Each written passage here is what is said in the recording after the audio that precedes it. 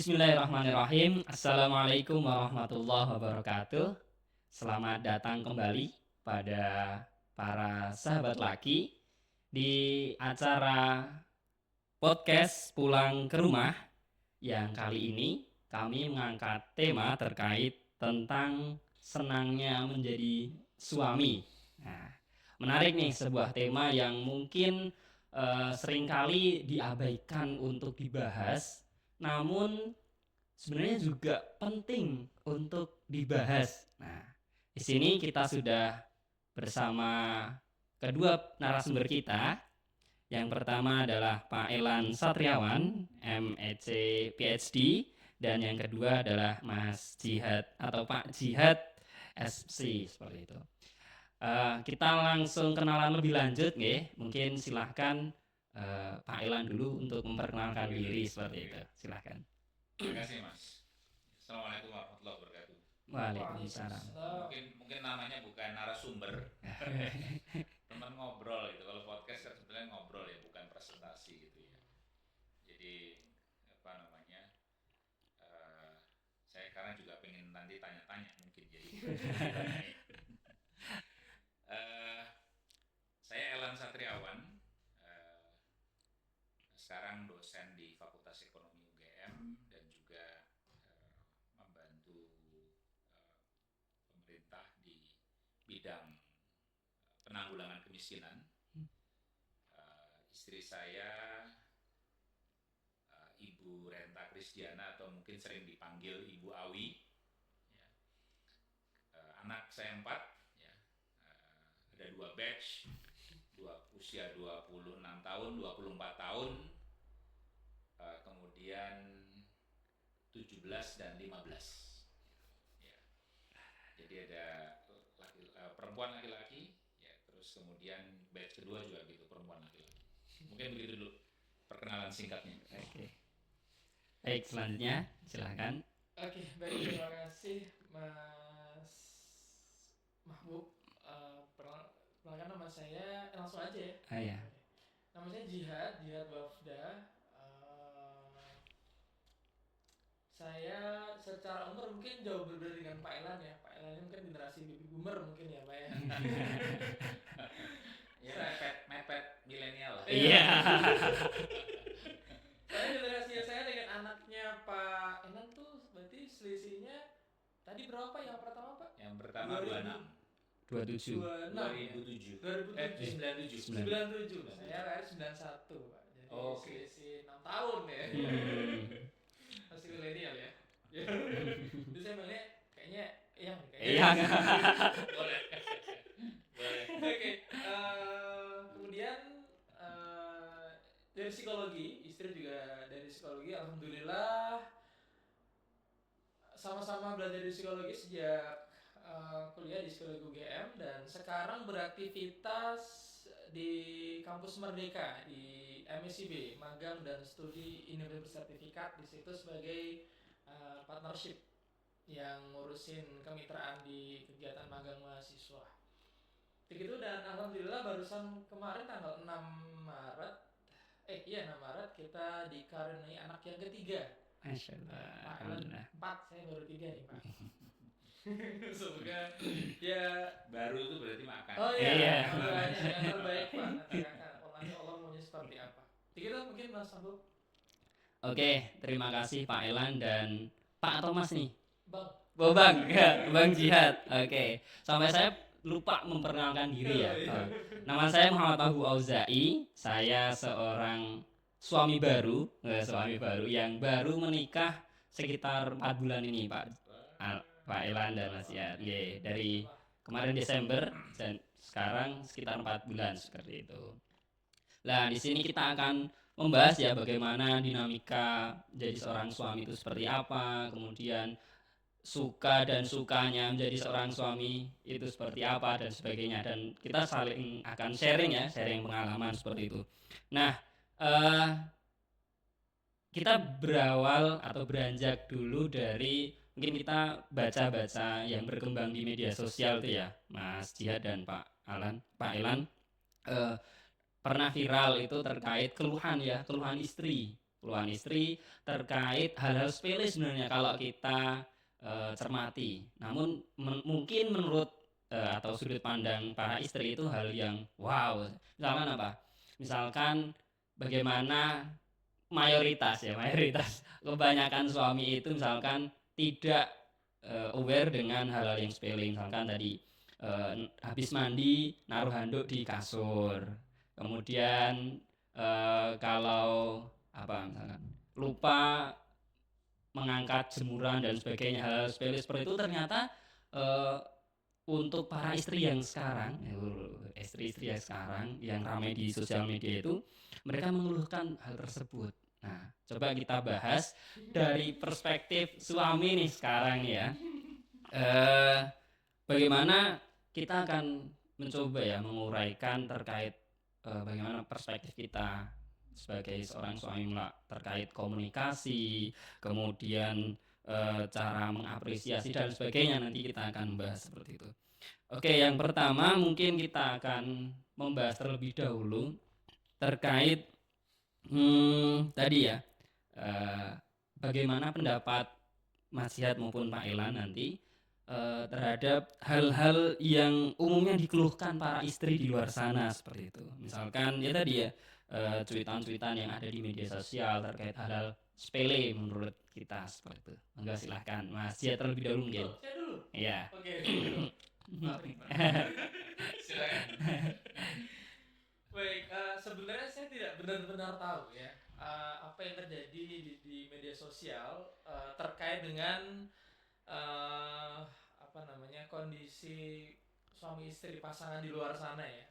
Karena apa yang terjadi di rumah tangga kami itu agaknya mungkin walaupun tidak jauh berbeda, tapi ada hal yang ini kami nikmati sebagai sebuah keharmonisan atau kemesraan atau romantisme gitu ya. Karena saya kadang nggak rela kalau misalnya di rumah itu tenang gitu. Jadi gimana ya? Misal nih, simpel kayak misalnya kita pulang dari kantor gitu ya. Kemudian di rumah itu istri biasanya ya biasanya sama si kecil kan, entah itu minum atau minumnya si kecil atau ngurus si kecil, main sama si kecil gitu. Walaupun istri itu selalu ketika sampai sebelum saya pulang itu bisa udah bersih, rumah udah rapi segala macam gitu. Jadi pulang tuh wah tenang nih gitu. Tapi kayak kurang seru aja gitu. Makanya kadang bikin ulah-ulah yang agak macam-macam ya. Misalnya kayak apa namanya? Kalau anduk itu enggak ya, anduk yang di kasur itu enggak. Kalau saya sih yang paling sering itu biasanya minum sih. Gelas itu kadang bisa sampai banyak gitu di tempat minum itu. Karena kadang ya kadang itu nggak tersimpan dengan baik, jadi ambil lagi gelasnya sampai ada banyak gitu aja di gelas. Kemudian hal-hal yang lain misalnya kayak kan kerjaan belum selesai ya, kalau misalnya pulang dari kantor itu masih ada tuh kegiatan yang berhubungan WA gitu. Nanti itu harus kerjain dulu, jawabin dulu chat yang belum tuntas gitu-gitu. Nanti dibilang, ayo nih ngapain terus. Nanti jadi kendala juga, tapi sebenarnya itu bukan dalam rangka untuk apa ini, bukan karena memang malas ya, tapi karena memang ya udahlah, aku tuh pengen diomelin gitu. Aku tuh pengen rumah tuh nggak tenang-tenang banget gitu. Ya bikinlah huru-hara dikit, bikin olah dikit gitu ya. Biar di rumah tuh seru aja gitu. Itu sih yang menurut saya yang kami lakukan praktek langsung ya di rumah gitu. Wah, menarik ya dari perspektifnya Mas Jihad seperti itu. Sekarang coba kita dengarkan bagaimana menurut Pak Elan nih terkait tadi ya keluhan-keluhan istri di sosial media dan sebagainya terkait apakah itu juga terjadi di keluarga Pak Elan seperti itu selama ini? Ya, terjadi, tapi mungkin eh, dalam setting yang agak berbeda gitu ya. Karena gini ya, saya kira kemudian generasi saya ini walaupun milenial mepet itu generasi yang mungkin udah beda ya dengan generasi orang tua kami, dimana pandangan di orang-orang tua kita dulu itu biasanya memang urusan rumah tuh urusan perempuan, urusan istri. Gitu. Nah, pandangan itu pada paling enggak yang sudah kita lihat ya, kita pahami di era saya paling enggak itu sudah bergeser bahwa rumah itu urusan bersama gitu. Dan ini juga kebetulan ini yang kita sepakati sejak awal gitu ya. Bahwa kemudian urusan anak itu urusan bukan cuma urusan ibu tapi juga urusan ayah. Ya, ayah harus punya kontribusi. Dan saya senang gitu loh. Saya senang sama anak-anak dari kecil gitu ya. Apa namanya? Bahkan saya nggak risih itu gendong apa namanya anak pertama gitu pakai jari gitu ya. Zaman itu ya. Zaman itu gitu ya. Jadi saya senang gitu. Tapi memang saya anak bungsu kebetulan istri juga anak bungsu. Ya. Tapi ini agak beda nih. Istri saya memang kemudian tumbuh mungkin dari dalam keluarga yang memang karena perempuan dididik memang untuk kemudian taking care rumah. Saya anak laki-laki. Ya. Jadi memang kemudian ya tadi ada hal-hal yang memang muncul karena hasil didikan yang memang berbeda ya di keluarga masing-masing. Ya. Contohnya misalnya naruh sepatu gitu, pulang kantor naruh sepatu itu tidak di tempatnya gitu. Padahal istri udah naruh tempat sepatu itu khusus gitu ya, kita bisa taruh gitu. Nah, tapi itu bukan karena saya merasa bahwa saya malas begitu ya, tapi memang karena kebiasaan. Nah, kebetulan kami nikah tahun 96 ya. 97 itu anak pertama lahir. Awal 98 saya sekolah ke luar negeri dan kemudian istri ikut ya dengan anak pertama. Nah, di situ menurut saya yang kemudian membentuk kami untuk bisa saling memahami ya, penyesuaian itu dilakukan di situ. Karena kalau di sini ya pertama kita bisa affordable punya pembantu. Orang tua juga mungkin tinggal nggak jauh, ya saudara-saudara tinggal nggak jauh, ya sehingga kemudian bantuan itu bisa dari mana aja, gitu. Tapi kami di luar negeri, ya dengan beasiswa yang juga terbatas, semua dilakukan sendiri, ya bersih rumah, semua dilakukan sendiri dan masalah proses saja gitu. Saya melihat istri itu termasuk yang nggak senang kemudian apa namanya. Kalau ada yang berantakan gitu kemudian bilang ini taruh tempatnya dong nggak gitu, dia ambil dia lakukan gitu. Nah lama-lama itu membentuk saya juga begitu, ya membentuk saya untuk ini naruh sepatu istri nggak bilang apa-apa langsung kemudian naruh sepatunya di tempatnya, anduk begitu, piring gelas di meja makan penuh gitu, ya dia kerjain aja gitu. Nah lama-lama saya merasa risih sendiri, ya itu membentuk saya gitu. Nah sekarang ini sudah apa namanya by default begitu, ya kalau ada kerjaan termasuk masak ya saya masak juga di rumah begitu, karena di luar negeri begitu juga, ya istri masak tapi kalau misalnya dia nggak sempat masak atau sedang capek saya pengen makan saya masak juga gitu, karena kita nggak mungkin beli dulu belum ada Uber, belum ada Grab, GoFood. Kita harus memang masak sendiri begitu ya. Jadi itu yang terjadi di keluarga kami ya. Ada hal-hal yang memang, jadi kalau dibilang tadi cuitan-cuitan ibu-ibu sekarang sebetulnya dari dulu gitu. Komplain, jadi dalam tanda petik ya, komplain dari para istri terhadap perilaku suami itu udah dari dulu gitu. Cuma dalam keluarga kami kebetulan istri lebih senang kemudian dia memang nggak senang termasuk pada anak-anak kami, ya bilangin sekali gitu terus kemudian dia melakukan memberikan contoh gitu. Kalau saya kebalikan, saya ingetin terus tuh, ya yang namanya itu tadi naruh sepatu lah, kemudian apa namanya yang terkait dengan kerapian gitu pasti saya bilangin terus. Kalau dia lupa saya bilangin gitu.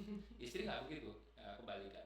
Nah menurut saya kalau di antara kita berdua saya banyak menyesuaikan gitu ya, Dan kemudian kalau dalam urusan kepada anak kita saling melengkapi saya kira. Itu kira-kira. Baik, menarik ya tadi terkait jawabannya dari Mas Jihad.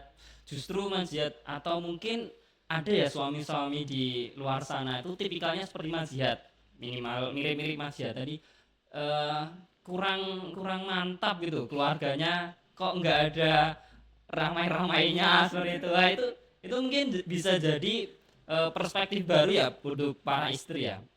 Silahkan coba mungkin setelah ini bisa berhusnudzon ya pada suaminya, mungkin ada. Ini sebenarnya ada alasan sih Mas. Oh, ada alasannya, kita gimana nih Mas?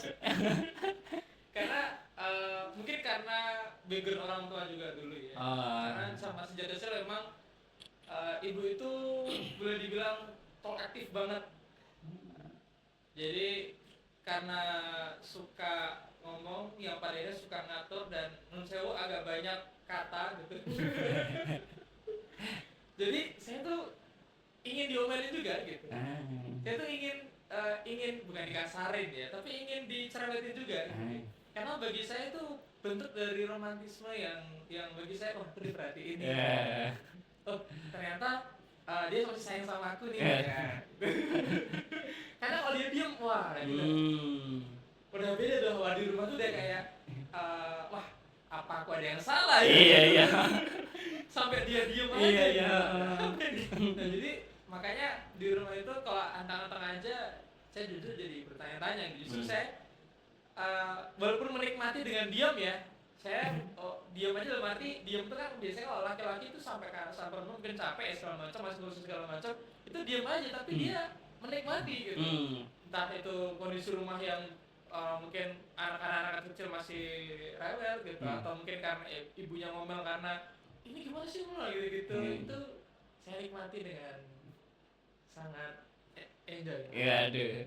Berarti kurang lebih omelan itu adalah sebuah bentuk perhatian.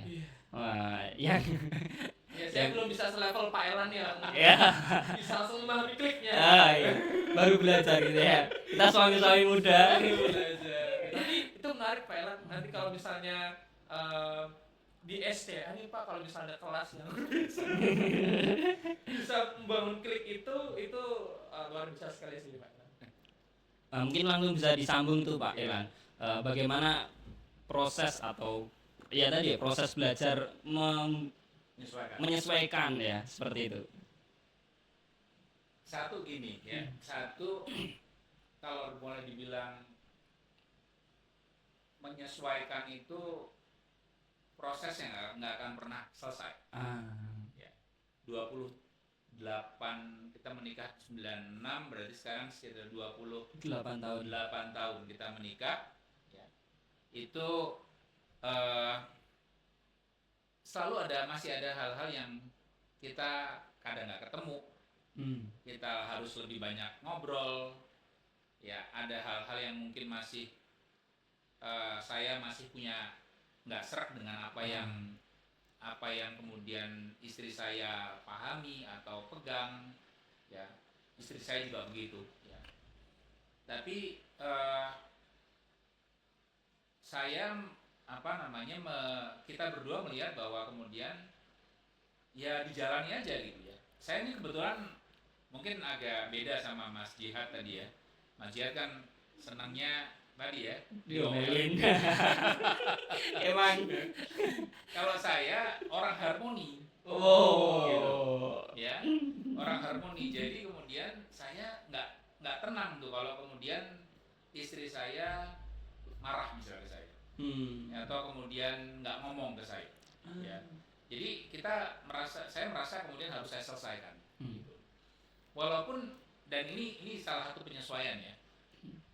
Di awal-awal itu kemudian gini, saya kalau kita ya konflik lah ya, kita berbeda pendapat dan kemudian dia marah gitu atau kemudian saya marah, saya menuntut saat itu juga untuk kemudian harus diselesaikan. Saya nggak bisa tidur nih. Nah, tapi seringkali ya dia nangis, dia diem gitu, diajak ngomong kemudian belum tentu respon gitu. lama-lama kemudian saya merasa bahwa memang nggak bisa kemudian dipaksa. Ya. Walaupun saya pengen selesai sesegera karena memang saya orang harmoni, tapi memang memaksakan untuk menyelesaikan saat itu juga, saat mungkin emosinya masih belum reda, saat dia masih guncang gitu, itu nggak produktif juga, dan itu beberapa kali saya alami gitu. Akhirnya kemudian ya cooling down dulu gitu. Nah itu bagi saya proses yang nggak nggak muncul atau nggak bisa kita temukan di awal pernikahan, itu lewat proses. Bahwa kemudian kalau dia nangis, ya itu saya harus nunggu dulu sampai nangis, sampai dia tenang. Karena kalau dipaksa itu juga malah mungkin lebih buruk gitu. Nah, tapi istri saya juga begitu ke saya. Tahu bahwa kemudian kalau saya lagi diem, saya nggak nyaman begitu, dia kemudian juga berusaha untuk resolving itu. Ya, jadi nggak, karena di awal-awal istri saya tuh orang yang kemudian gimana ya, merasa bahwa ini hal kecil lah gitu. Ya, nggak usah di squeeze it lah gitu loh. Ya, tapi ya hal kecil buat, seperti halnya juga saya memahami hal kecil buat saya belum tentu hal kecil buat dia.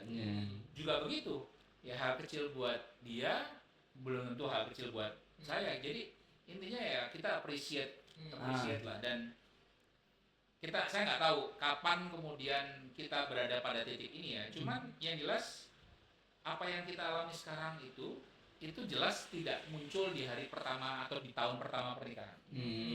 Ada proses. Dan pada saat ini juga berarti bukan proses penyesuaian selesai, masih ada gitu. Gitu kira-kira. Oke, ya. Menarik itu Mas Mahbub ya. Saya tertarik juga sih Pak Elan. Jadi ini mungkin diskusinya kita sambungkan. Proses learning itu kan memang perlu banget ya Pak ya di rumah. Bahkan di rumah kami pun proses learning itu kadang saya pribadi itu untuk urusan yang berhubungan sama emosi, itu saya nggak mampu Pak. Contohnya, contoh misalkan. Misal ya, saya tahu suasana rumah itu sedang nggak baik-baik saja.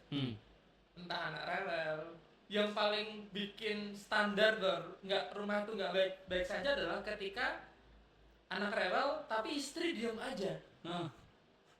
Diam ya nggak, ayo gitu, nggak cerewet gitu, nggak bawel gitu, tapi dia diam aja gitu. Aduh, ada apa? Salah gitu kan. Nah, sayangnya adalah saya pribadi ya, itu tidak sepeka itu untuk kemudian gimana Bun, ada apa Bun? Itu nggak sepeka itu gitu. Jadi kadang observasi dulu, dilihat dulu. Kadang nawarin bantuan itu, Bun, apa yang bisa aku bantu? Gitu. Padahal kan sebenarnya kalau perempuan ya, versi perempuan tuh inisiatif loh. Iya. Tapi kadang lelaki itu butuh, kata kalian bener ya, butuh waktu untuk sedikit jeda berpikir, memastikan bantuanku itu tepat untuk dia. Jangan sampai kita membantu dia tapi ternyata malah nyusahin gitu. Atau malah kebalikannya, sesuatu yang tidak diharapkan gitu. Makanya kadang di rumah itu saya bisa ikut diem juga sampai kemudian ada momentum untuk ngobrol.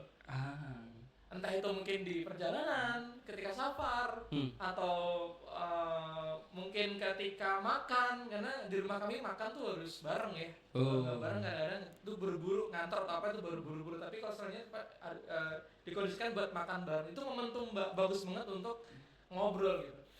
Sehingga momentum-momentum itu yang harapannya di situ bisa ada dialog. Kalau nggak ada dialog kan ujungnya diam-diaman doang. Nggak, akhirnya kita nggak saling memahami gitu. Nah mungkin terkait dengan ini, mohon maaf para ibu-ibu sekalian, bukan kami nggak peka ya, tapi kami butuh waktu untuk memahami apa yang harus kami lakukan agar kami tidak salah. Gitu ya, dan dalam banyak hal memang kemudian para suami, menurut saya, dan ini refleksi saya juga ya, para suami nggak masalah disuruh gitu. Ya, jadi dan kadang-kadang berharap bahwa kemudian istrinya nyuruh gitu loh. Ya, nyuruh tuh supaya satu nggak salah. Ya, apa yang kemudian memang dilakukan suami nggak salah, karena itu memang yang diperlukan oleh istri. Ya. Yang kedua, kalau kita bisa merespon ya apa yang kemudian diminta oleh istri, itu kita wah senang bisa membantu gitu loh. Ya. Itu sesimpel kayak ini berarti Pak. Kayak kita keluar nih Pak, makan malam Pak. Nah, Mau makan apa? sesimpel itu makan apa? Kita jawab, udah terserah Bunda. Ah, terserah terus nanti nggak boleh. Kadang-kadang itu jadi problematik gitu Pak. Betul. Nah mungkin kadang kita inginnya tuh ya udah kita menyenangkan istri kan gitu Pak. Ya udah makan apa aja silakan gitu. Tapi kadang tuh ada aja alasan istri untuk nanti nggak boleh, nanti jauh, nanti mahal lah gitu. Jadi kadang-kadang kita juga bingung nih sebenarnya maunya apa sih. Kalau yang itu ya udah kita berangkat gitu. Nanti Itu masih terjadi juga. oh iya. Oh. Ya, emang kadang-kadang saya juga tahu tipsnya gitu. Oh ya ini. Ya tipsnya kemudian ya saya punya inisiatif gitu. Saya membawa istri untuk kemudian ikut pada apa yang saya pilih gitu. Ya. Sampai kadang-kadang kemudian sering kemudian cocok. Ya. Senang dengan pilihan saya, tapi kalau dia punya ide kesini aja, saya juga ikut gitu. Saya juga harus siap untuk kemudian misalnya ulang tahun pernikahan gitu. Makan di mana nih? Gitu. Di restoran ini atau di hotel ini kok gitu. Kelihatannya enak. Saya bilang begitu kan. Mumpung nggak ada anak, mumpung berdua kita makan sop kambing aja di pinggir Bethesda gimana? Oke. Karena biasanya kalau dengan anak-anak justru malah mereka nggak mau gitu. Jadi siapa aja gitu. Jadi saya kemudian ya mengatasi situasi itu. Saya bilang terserah, istri bilang nggak punya ide. Ya salah satu memang harus punya inisiatif. Itu yang kadang dituntut sama istri saya Pak. Oh. Sampai-sampai saya tuh kebetulan sebelum puasa kemarin tuh kita memang berpikir keras ya, karena kan selalu dikode bahwa pasti ulang tahun itu nggak seru gitu, pasti gitu-gitu aja, dari tahun ke tahun nggak ada yang baru, itu nggak ada kreatifnya ya gitu. Nggak ada kreatif. Akhirnya kita kolaborasi Pak sama si kecil. Namanya Sahla Pak ya. Kak Sahla besok kira-kira kalau udah nonton kita mau ngapain ya? Itu kita diskusi tuh Pak. Sampai kita mau kayak kok bisa gini gitu. Jadi kayaknya bagi para ayah yang nggak punya ide, seperti Anda perlu cari teman ya, perlu cari orang yang untuk ngebantu menemukan ide untuk atau agar tidak dianggap bahwa kita itu nggak punya inisiatif gitu. Terutama kayak orang kayak saya yang memang nggak punya inisiatif, nggak punya standar, nggak punya inisiatif. Karena pernah saya Pak konsultasi sama pakar talent mapping saat itu. Dan intinya saya tuh tipe orang yang nggak punya standar. Jadi kalau makan apa aja saya makan gitu. Kalau misalnya mau jalan kemana, saya kemanapun, mau ke mall, mau ke Bonbin, ke pantai, saya ikutin gitu. Saya nggak ada standar soalnya. Nah karena saya nggak punya standar, jadi saya harus ikut standarnya istri. Walaupun kadang saya kadang nggak sepakat sama standar istri gitu. Nah karena saya nggak sepakat, jadi kadang-kadang itu tuh agak jengkel juga. Itu ke pantai tapi nggak happy sih. Gimana caranya happy?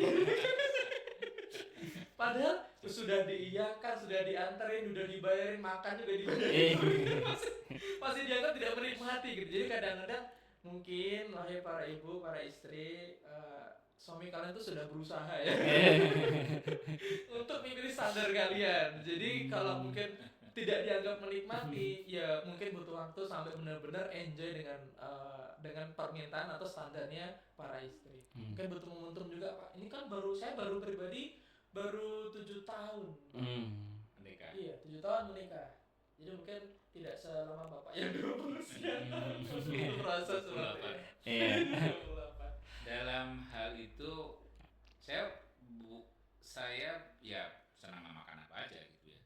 Tetapi lebih khusus lagi, saya orang yang kemudian, dan ini nurun juga ke beberapa anak saya terutama yang laki-laki. Kalau kita sudah senang dengan satu hal, itu terus. Oh iya. Gitu. Iya. Jadi nggak masalah, nggak nyoba yang lain gitu. Iya. Nah sementara kalau istri dari awal tuh memang prinsipnya coba yang baru, Explorer. Oh. new experience. Iya. Itu mantra yang untuk anak-anak. Coba hal baru, new experience gitu. Nah, jadi gimana caranya gitu?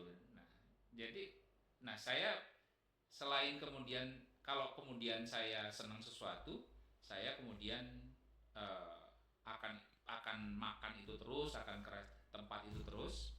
Tapi juga saya kemudian bisa mengikuti rekomendasi. Gitu. Jadi kalau ada teman bilang tempat ini enak gitu, ya udah kita coba aja. Jadi saya mencoba untuk lebih kreatif juga, tapi dengan rekomendasi orang. Nah, itu.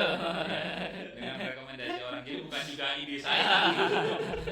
Tiba-tiba jalan aja tempat ini nggak bisa tuh. Gitu. Jadi harus kemudian rekomendasi. Nah sekarang kan banyak tuh di IG lah, di short YouTube ya, itu kan banyak banget tuh kuliner menarik. Nah, besok saya coba sama istri saya. Baik, menarik ya tadi ya terkait bagaimana menumbuhkan inisiatif para suami ya, dalam merespon keinginan istri maupun jadi sebenarnya kemarin itu pernah dengar istilah seperti ini sih. Salah satu kebanggaan suami itu direpotkan istri.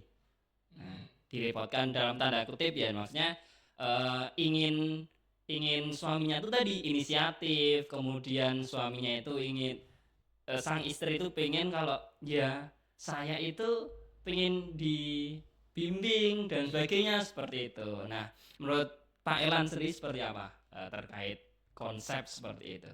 Saya kira natural gitu ya. Jadi seorang suami ya, ayah itu memang pengen dengan segala nggak mikir kelelahannya, itu kemudian pengen salah satu ukuran kebahagiaannya adalah jika kemudian melihat istri dan anaknya senang. Bahkan pada hal yang simpel gitu, misalnya membawa pulang makanan yang disenangi oleh istri, disenangi oleh anak-anaknya gitu. Dan itu sampai sekarang gitu ya. Saya terutama kalau di Jakarta ya, kalau mereka pas di Jakarta, saya pulang kantor, saya mau pulang nih, mau nitip nggak gitu loh. Tapi di sini juga sebetulnya gitu ya. Cuma kan di sini kan saya ngantor kan cuma Jumat di Jakarta, di Jogja ya. Jadi tapi ya sering juga saya tanya kan, ayah pulang nih, mau dia pulang, mau ada yang nitip nggak? Ya jadi as simple as that gitu ya. Pada hal-hal yang sederhana seperti itu memang nature suami untuk kemudian membahagiakan istri dan anak-anaknya. Karena memang salah satu ukuran kebahagiaan suami itu adalah kalau kemudian lihat istri dan anak-anaknya itu senang. Masya Allah. Kalau menurut Mas Yad seperti apa? Ya, nggak jauh beda lah. Karena diskusi ini Pak terkait itu tadi itu sudah saya diskusikan sama istri sebelum sampai sini. Jadi sebenarnya ya saya akan bahagia kalau misalnya anak dan istri itu bahagia juga. Cuma kadang begini ya,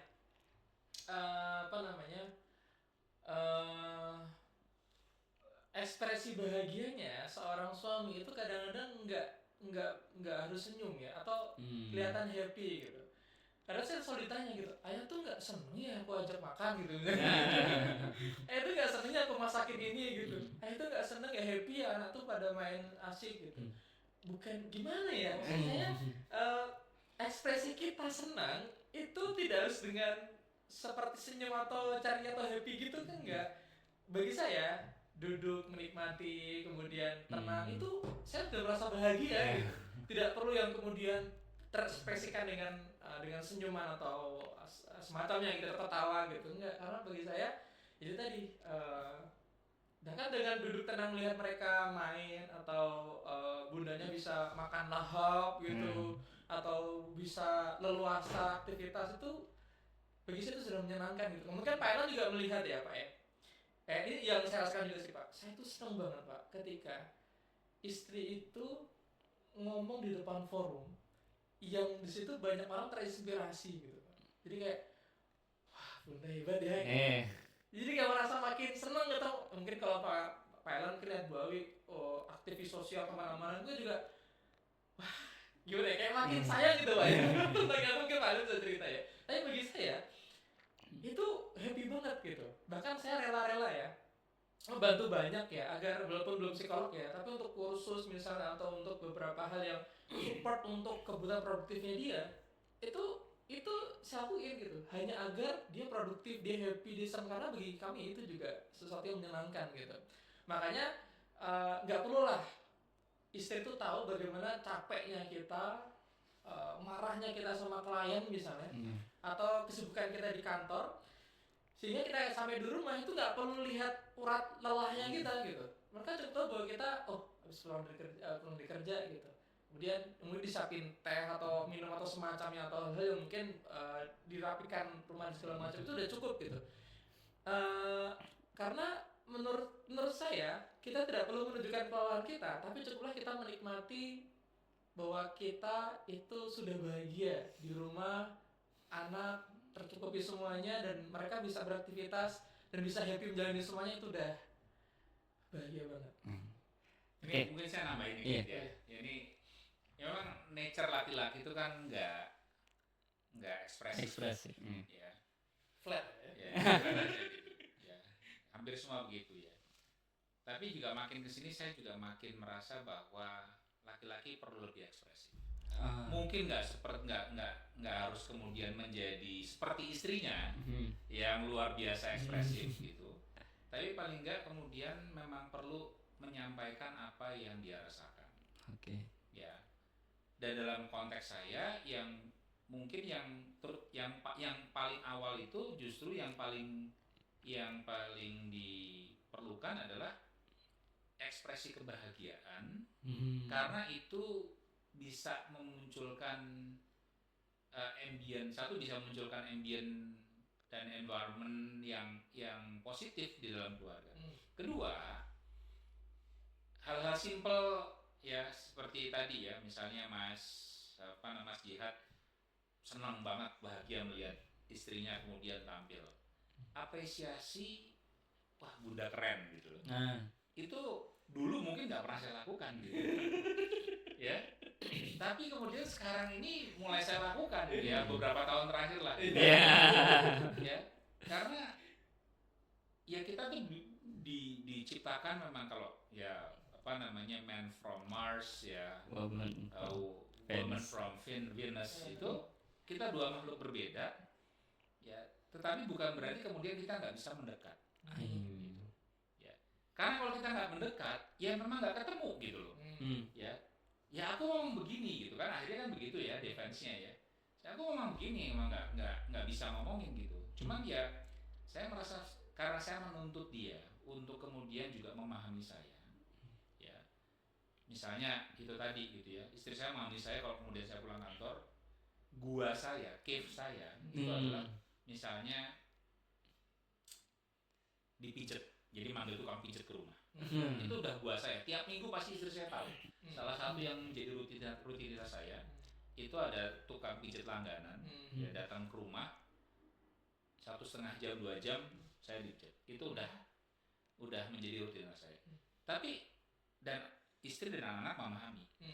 Nah, tapi di sisi lain juga saya juga harus melihat bahwa apa yang dituntut istri saya, walaupun mungkin nggak diomongin, itu juga saya harus bisa memahami dan harus bisa beradaptasi. Dan salah satunya itu ekspresi kebahagiaan. Jadi menunjukkan kebahagiaan, mengapresiasi, bukan hanya pada saat kemudian kita nggak senang, bukan hanya kita punya komplain. Kan seringnya kemudian kalau kita punya komplain, aku sebel nih gitu. Tapi juga pada saat kita bahagia kita perlu ya untuk kemudian menyampaikan ke istri dan terutama juga anak-anak. Dan ini penting untuk anak-anak ya, mengapresiasi Mas Ekal atau Dek Halif, Mbak Raisa, Mbak Lila, ya, ABC gitu ya. Itu saya belajar dari istri saya yang memang kemudian lebih ekspresif, bahwa apresiasi itu penting ternyata. Dia juga sebenarnya itu penting buat kita ya. Kita kan makhluk sosial juga gitu. Kalau bos kita lah, kalau kemudian kolega kita bilang, bagus pekerjaannya misalnya begitu, itu kan juga memunculkan energi positif. Kira-kira gitu sih ya. Tapi ya itu lagi di awal-awal yang saya sampaikan ini tidak terjadi di tahun pertama.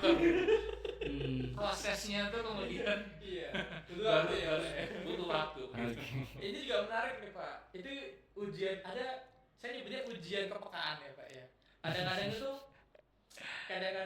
misalnya Pak udah gajian nih Pak, kemudian kita saya udah bagi tuh nih, ini konsumsi, ini nafkah dan segala macam gitu. Nah tiba-tiba beberapa waktu kemudian itu kita mau jalan keluar, terus dia pakai jilbab gitu. Ayah, lihat nggak ada yang beda dari aku? Sama. Ya, awal sih nggak notice ya Pak ya. Oh jadi itu perlu diperhatikan ya, sekecil itu. Gitu. Jilbab baru aja kayaknya perlu, jilbabnya baru ya, gitu. Jadi memang perlu diekspresifkan itu benar sekali Pak.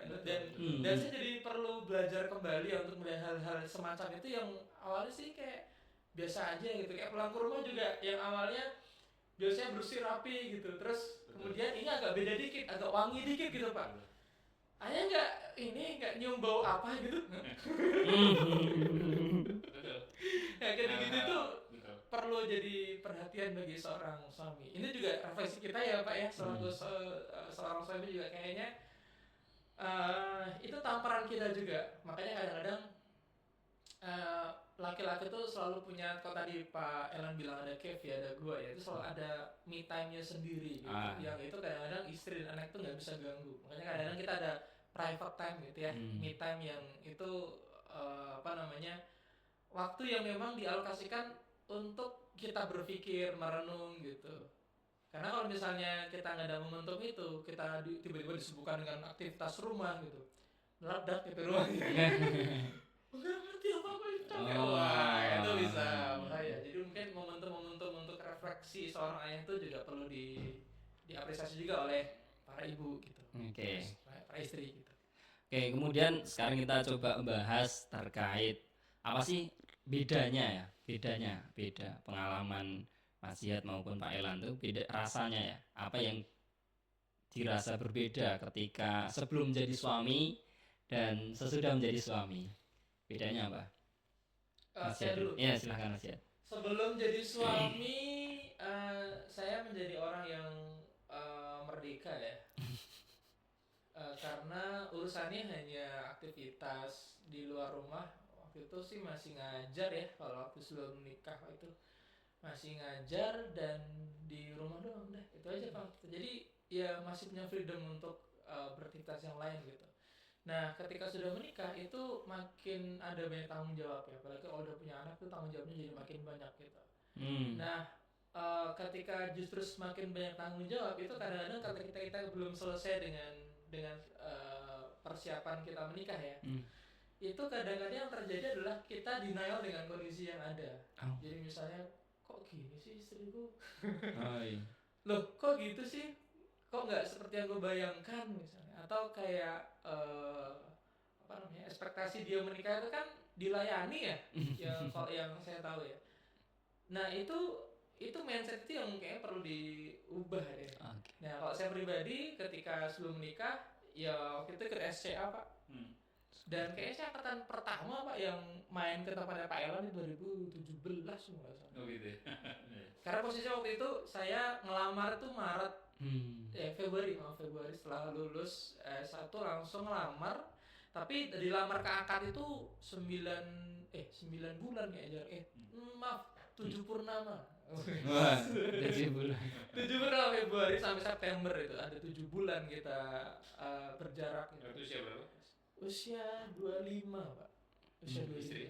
Istri 2 tahun berarti 23.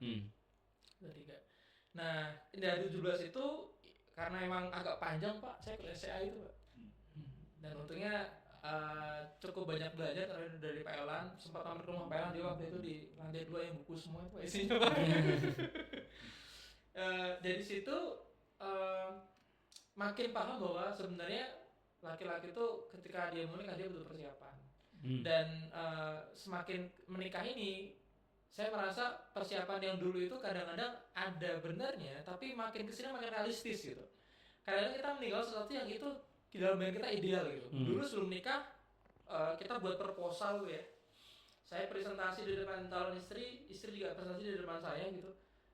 Untuk kira-kira kita mau hidup seperti apa gitu.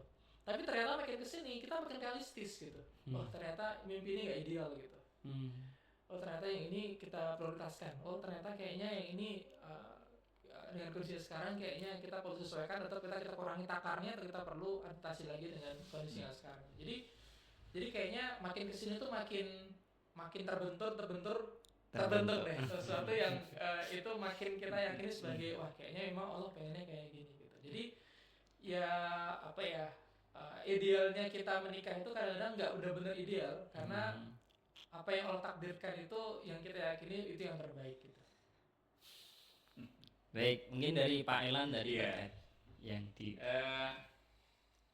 Saya menikah waktu itu umur 24 tahun. Istri umur 22 tahun. Ya, selisih 2 tahun. Tadi ngelihat ceritanya Mas Jihad ya dan istri ya, sempat ikut SCA. Istri juga SCA ya? SCA tapi nggak selesai. Terus kemudian bisa saling mendiskusikan proposal ya. Kita nih nikah agak bonek. Bondo nekat. Ya, karena memang saya kira terutama dari dua sisi untuk kebutuhan yang saya kira agak berbeda. Kalau saya melihat bahwa kemudian saya bisa tumbuh kalau saya kemudian punya partner, punya pendamping. Ya. Karena kebetulan sebelum menikah ya saya banyak aktif di organisasi kemahasiswaan gitu. Ya. Dan saya sudah melihat ya visi ke depan itu adalah visi yang menurut saya kemudian saya akan lebih optimal kalau kemudian saya punya pendamping. Gitu. Kalau istri melihat bahwa kemudian wah ini kalau hubungan antar laki-laki itu harus segera nikah. Gitu. Ya. Nah makanya kemudian kita sepakat untuk menikah dan saya merasa kalau dibandingkan dengan sebelum dan setelah menikah, saya setelah menikah merasa better off. Merasa kemudian justru saya menjadi insan, menjadi hamba yang lebih baik. Dalam arti kemudian karena ada barengan, ada partner. Ya.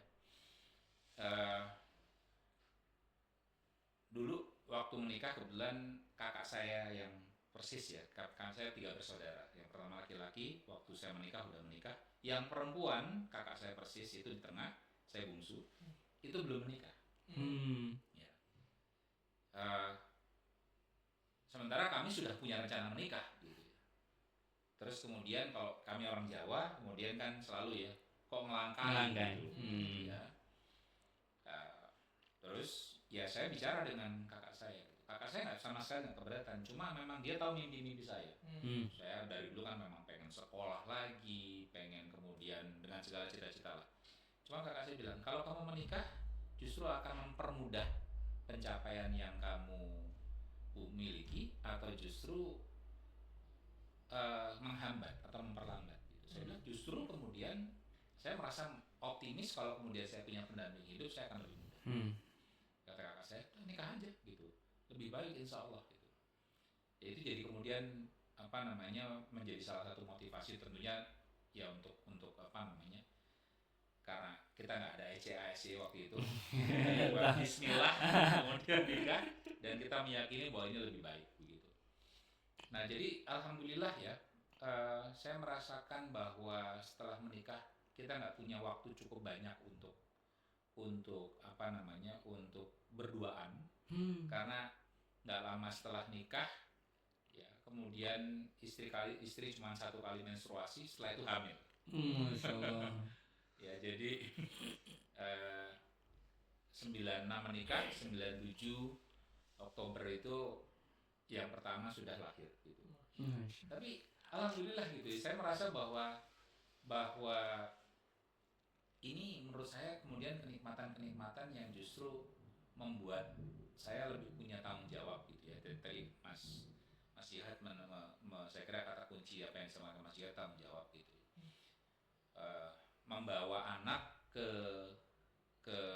luar negeri dengan beasiswa terbatas, ya itu buat sebagian orang tuh agak nekat.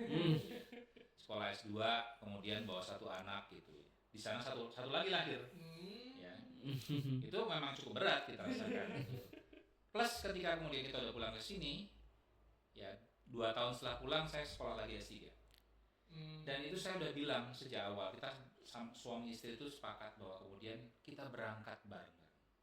Biasanya kalau S3 itu kemudian yang suami berangkat dulu sampai setahun 2 tahun settle di sana, selesai dengan urusan akademik baru berangkat. Saya nggak bisa.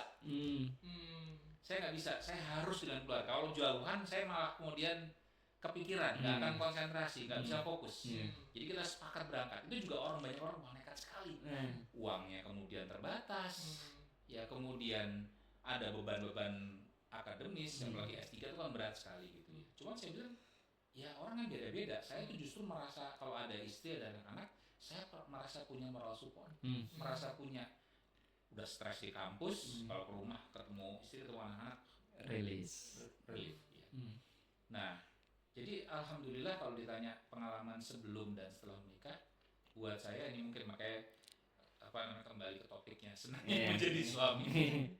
Saya merasa hidup saya lebih lengkap. Saya merasa saya punya punya partner, punya teman berjalan, ya, punya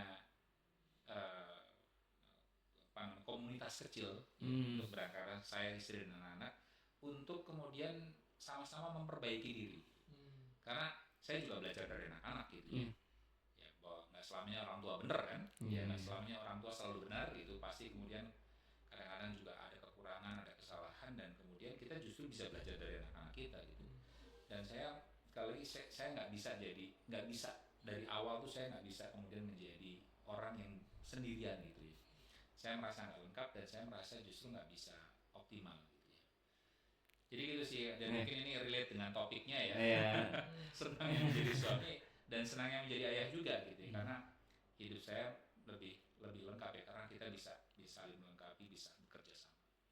Baik, wah menarik ya teman-teman, sahabat laki, terkait apa perbedaan ya yang dirasakan oleh Mas Jihad dan Pak Elan setelah menjadi seorang suami. Itu salah satu yang bisa kita petik hikmahnya atau pelajaran dari pengalaman-pengalaman beliau itu, ternyata setelah menjadi suami itu menjadi insan yang lebih baik ya. Jadi kan tadi banyak faktornya, karena merasa punya moral support, punya komunitas pendukung kecil, kemudian bisa saling berbagi semangat, visi misi dan sebagainya. Maka dari itu akan menambah energi untuk hidup dan berkehidupan seperti itu. Nah, mungkin sebagai closing statement, silahkan mungkin bisa diberikan nasihat untuk kami ya, untuk kami para pasangan muda ataupun teman-teman yang berencana menikah seperti itu, Pak Elan dan Mas Jihad. Mungkin dari Mas Jihad dulu aja.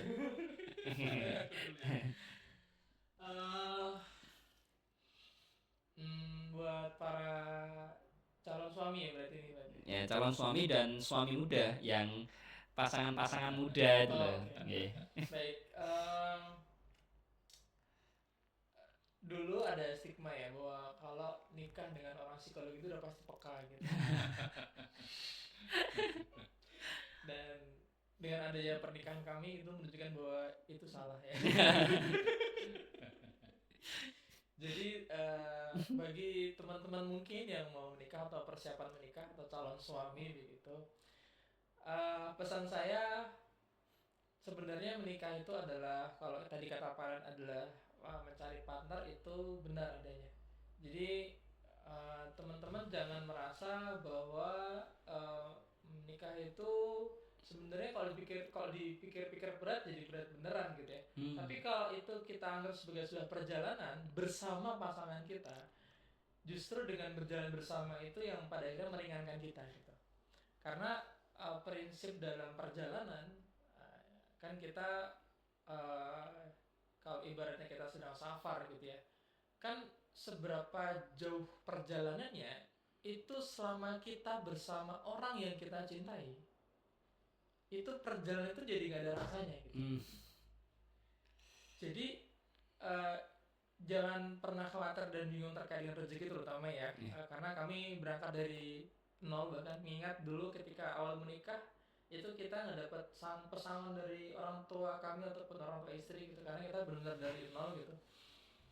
Dan awal hidup kita tuh dari ya kita pulang nikah dari Solo ke Jogja gitu, ya gaji pertama itu yang menjadi tabungan kita, padahal waktu itu ngajar cuma dapat 800.000 ya.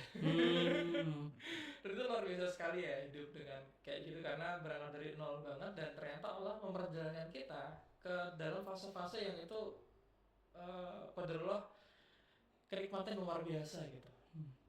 Jadi jangan pernah ragu teman-teman ketika ingin menjadi suami, maka niatkanlah bahwa ini perjalanan yang benar-benar menuju Allah dan bersama-sama gitu. Tentu ada saling mengingatkan, tentu ada saling kasih feedback, kasih masukan gitu.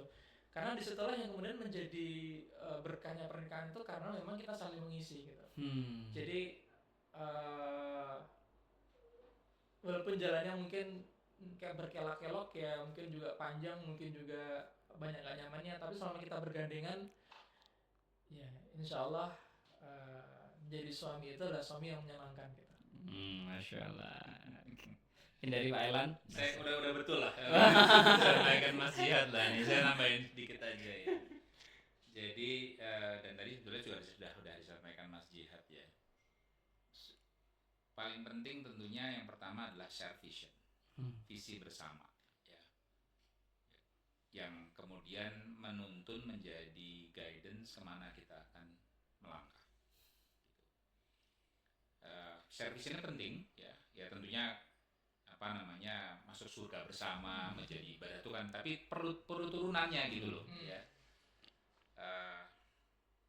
Karena kalau kemudian nanti suatu saat berbeda, ya ditanyakan kembali masih sama nggak visinya gitu ya. Kalau masih sama ya ini hanya masalah perbedaan cara, masalah perbedaan cara pandang ya.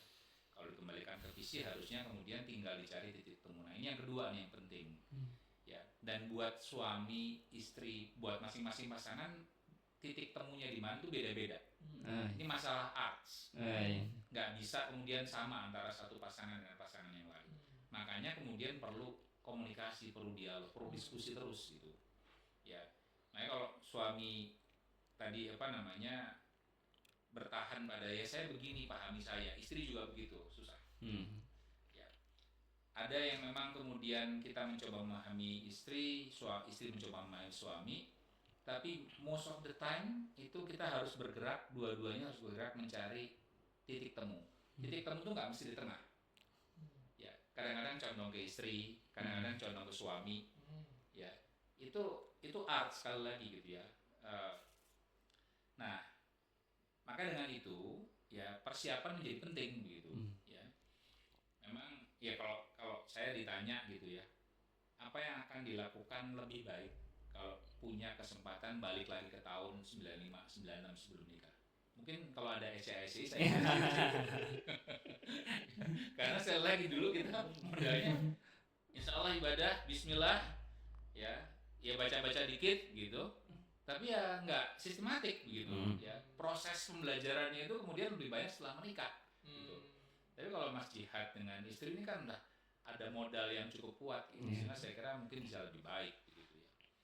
Itu sih ya. Jadi ya, dan meyakini bahwa dalam setiap hubungan suami istri pasti ada up and down ya, pasti nggak mungkin nggak ada gitu, ada masalah ya. Tapi kalau kita kemudian meyakini bahwa satu, kita masih share vision, masih punya misi bersama, visi bersama, bahwa ini masih untuk ibadah, bahwa kita masih punya rasa cinta satu sama lain, nggak ada itu yang namanya istilahnya perbedaan yang nggak bisa direkonsiliasi gitu ya. Ini masalah kita mau nggak gitu kemudian menyesuaikan gitu ya. Itu sih, dan hal yang lain-lain sih menurut saya kemudian dihadapin aja gitu ya. Saya orang dulu sejak awal tuh istri itu kita beda banget lah ya.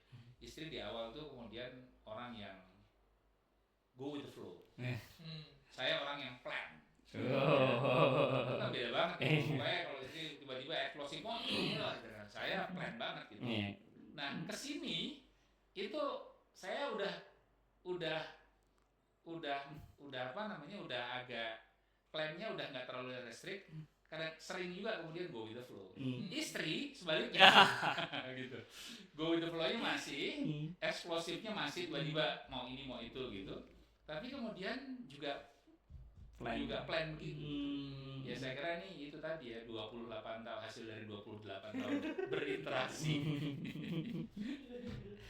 Gitu kira-kira Mas Abu. Baik, menarik sekali terkait tema kali ini ya, yaitu adalah senangnya menjadi suami. Nah, sebenarnya masih banyak hal yang mungkin bisa kita explore, bagaimana dinamika ya, suka dan sukanya menjadi seorang suami seperti itu. Kemudian kita juga akan belajar bersama dengan pasangan, kemudian kita akan memiliki partner atau pasangan yang membantu kita dalam berproses, bertumbuh, kemudian menjadi insan yang lebih baik dan sebagainya seperti itu. Nah, tapi yang perlu di-highlight teman-teman suami-suami baru, suami-suami yang masih atau pasangan-pasangan baru maupun yang hendak merencanakan pernikahan seperti itu, kita perlu terkait modal-modal tadi ya. Meskipun banyak